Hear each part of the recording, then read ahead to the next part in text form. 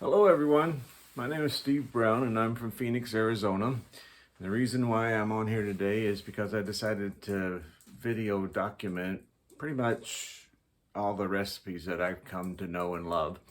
And I wanted to share with you guys one of these cakes that I make today and give you the recipe and show you how it's made. And I wanted to tell you that this recipe, even though it was created by me, it got a really great blessing from somebody many years ago when I first created it in my home church in Bristol, Florida. As a matter of fact, after I made it, this lady who was known for baking incredible cakes, she says she never could get it just that right, and she wanted me to show her how and also just keep baking them for her.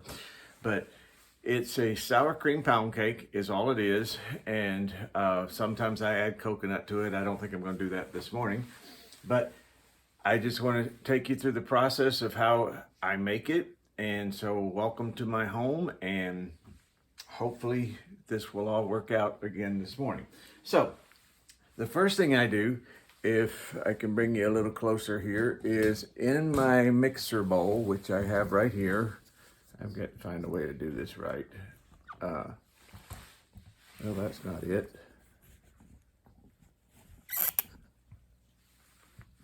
Oh, I know what I'm doing wrong. There we go. Now that's my mixer bowl. In here, I've got a half of a cup of butter flavored shortening, the Crisco brand, and then 3 cups of sugar. And I'm just going to turn this on and let it begin creaming it.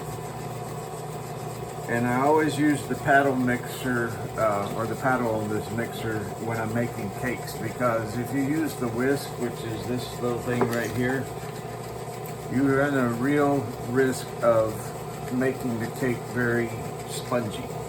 So I just started out first of all creaming my shortening, and I use the butter flavored shortening rather than straight butter. I just find I have a better success with it, but it will get creamed up in there.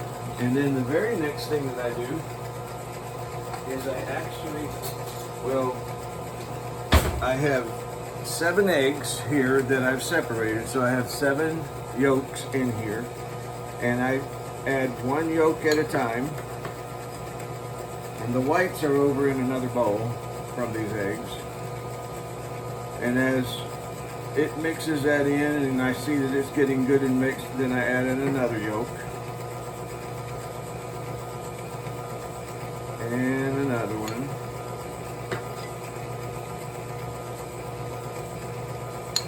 and another,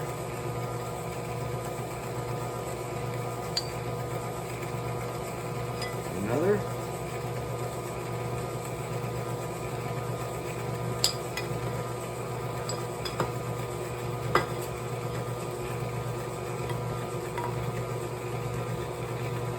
and then finally the last one.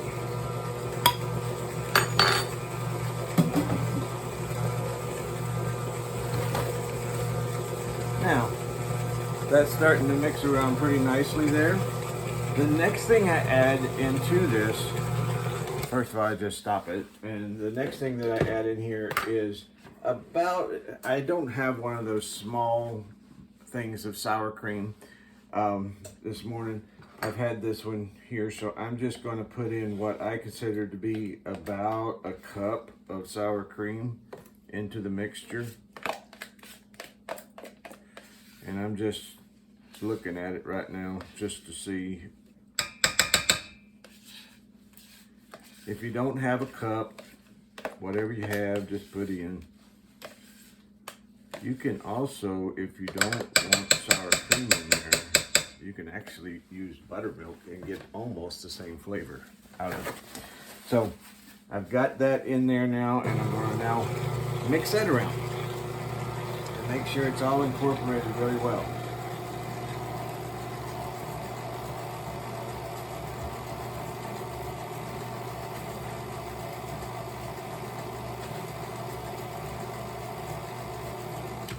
At this point, I usually scrape down the sides because I want all of that sour cream to really get mixed in well.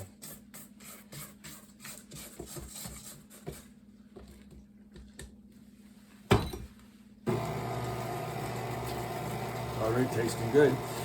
And then I usually do about a tablespoon or so of vanilla flavoring. Yeah, that's 1 tablespoon right there. I don't normally measure these, I usually just throw them in. But I'm on video today, so I might as well just measure it. Alright, so that is in there. The next key ingredient is one of my secret ingredients that I use. It's actually vanilla pudding. And it is the small box of vanilla pudding. And I just simply open it. And while that is all mixing up, I add it right to the mixture. Again, don't use the big box. Make sure it's instant vanilla pudding too. Don't do like my son did one time and put that cook and serve stuff in there without it being cooked and served. Although I would tell you this recipe, all my daughters have mastered it, and also my son has mastered this same recipe, and they seem to be able to do it pretty well. So now we've got that in there. Another little ingredient that I usually, whenever I'm writing it down, I don't really include, because you know, we're not supposed to tell everything, but this is what I use. I use 1 packet of Dream Whip in there. And I find it helps the cake to rise a little bit higher. So I just throw in 1 packet in there and let that mix around just a little bit. And that actually is most of the wet. There is going to be, we're going to add some milk in just a few minutes. But let me scrape the side of the bowl again. There we go. There we go. Now the next thing we're going to add in is actually 4 cups. I'm using self-rising flour today, folks. I used to make this with all-purpose flour, and I also used to put in the salt and the soda and all that stuff, and then I thought, well, it's already in self-rising flour, so I tried it one time. It actually works better. So out here, the best self-rising flour I can find is actually the Great Value one, which is from Walmart. I don't like the others, but this one seems to be very, very good. And as soon as I can find my measuring cup, there it is. I've already sifted this flour twice, and maybe even a 3rd time, I don't know. It just seems like the more you sift it, the fluffier it gets, or the better it gets. So I've sifted it. I'm going to put in the flour 1 cup at a time and let it work its way in there. And while it's doing that, I'm going to get some milk out.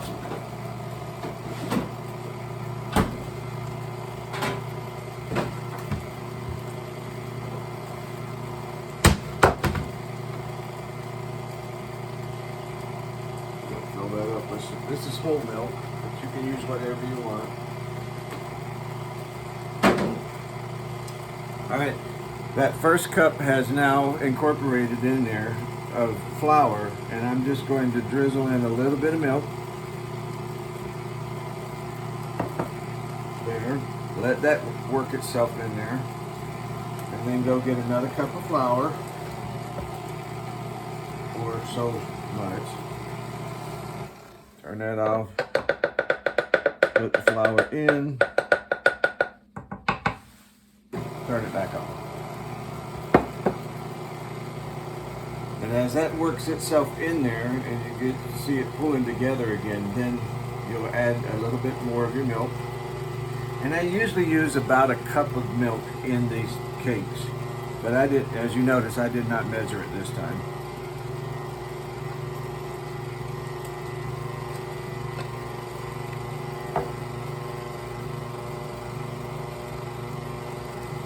that in until it's kind of liquidy again. And then add in some more flour.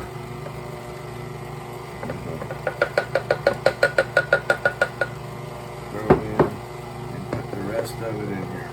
Again, I use 4 cups of self-rising flour. And if you guys are living back east and can get that White Lily brand of self-rising flour, that's the best. Also, second to that is probably Martha White. We can't get either of those out here in Phoenix, so I have to do what I can do.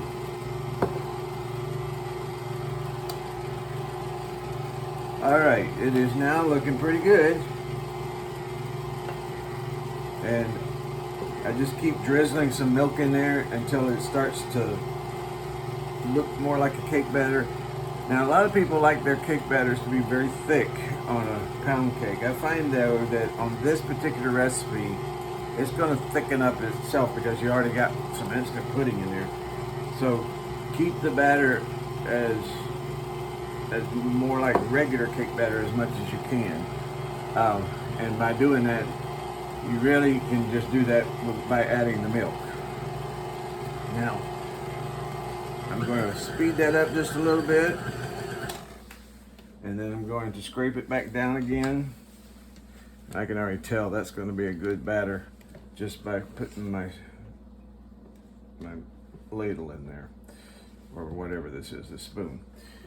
Okay, I'm going to leave that right now. And the next thing I'm going to do is those 7 eggs that I had, I saved out the egg white. And so on the egg whites, that's what I have in this bowl right here. And so I'm going to see if I can turn you guys up so you can see what I'm doing here. But I'm actually going to, actually I'll just do it this way.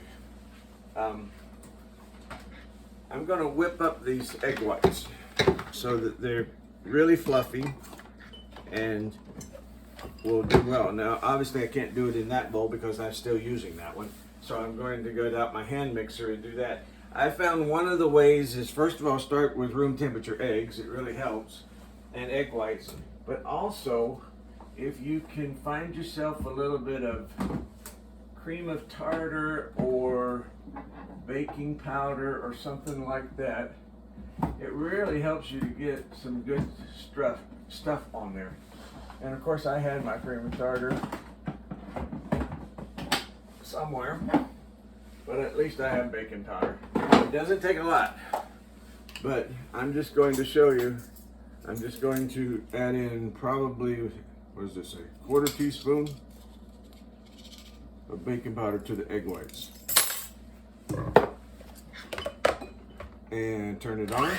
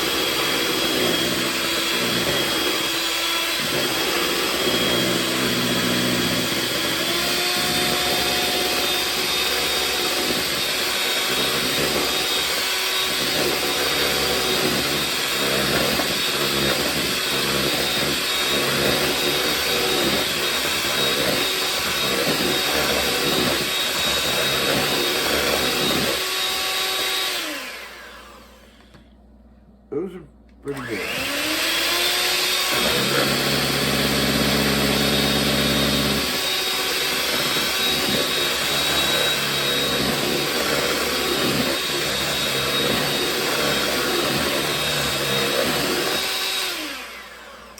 And that's about the stiffness I want in them, right there. So, what do you do with them? It's real simple. I take my beater out here and I fold these in to there. So let me use the old spatula and get that off of there.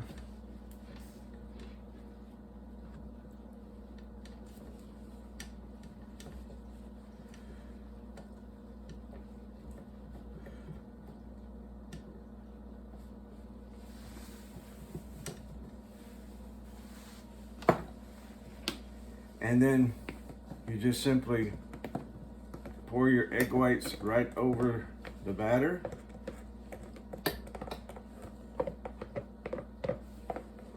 Try to get it all in there. This actually helps to make a nice little crust onto the cake and lift it a little bit too. So you want to fold this in. You don't want to mix this in.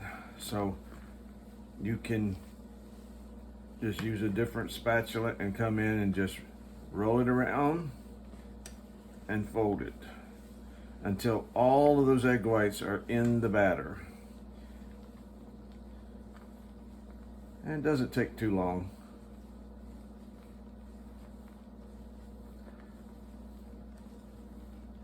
This also makes the batter a little bit more liquidy when you add all those egg whites in there too. So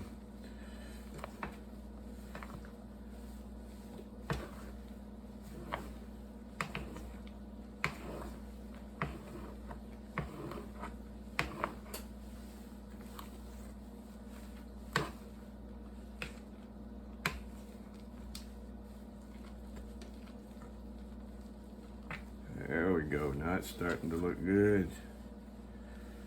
All right. It's all mixed in there. That's good right there. Okay. And of course you have to taste your fingers because this stuff is really good. Although I am on a diet and I'm not supposed to be doing this.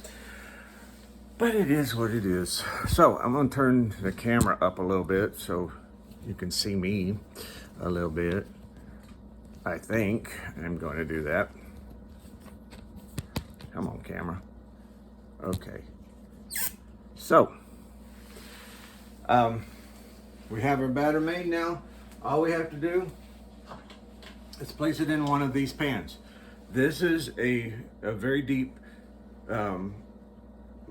what we call cake pan, basically, and it will hold all of this batter. I have greased it with Crisco and then floured it very well so that it would be floured. And on the flouring part of it, I find you get a better crust on your cake if you use self-rising flour here. If you use all-purpose flour on this portion, it actually makes a better crust for some reason. So after you get all that done, just pour this right in there.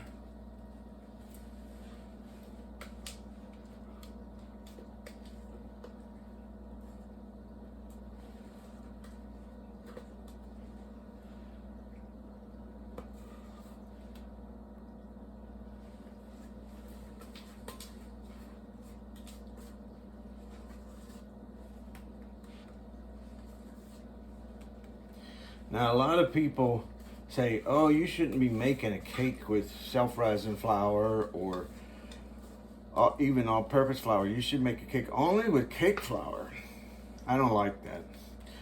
I figure I don't buy cake flour for any reason ever. So if I'm gonna make a cake, I'm gonna make it on what I normally have in my cupboard, my kitchen cupboard. So that's it. And I usually move it around a little bit here so that it's got a little swirl in the top of it, just like that. Not all of that's going in there. Most of that's going in my mouth. Well, some of it. So the last thing I do before I put it into the oven is I shake it. In case there are air bubbles in there, and I assure you there are. And just do some good shakes like that. Now, what temperature do I cook it on? I recommend 290 degrees in an oven, It's going to take about an hour and a half, maybe an hour and 45 minutes. But you want it to cook low and slow. And the reason why, maybe at the end you can raise it, but if you cook it low and slow, that helps, since you have vanilla pudding, instant pudding in there, and also Dreamwood. It just helps everything to rise more evenly. And so I'm going to put it in. I'm going to turn you guys off, and then I'll come back when it's done. I put it right in the center of the oven. There we go. It's in the center, and you guys have a great day, and I'll be back with the final results and also a cleaner kitchen. Bye.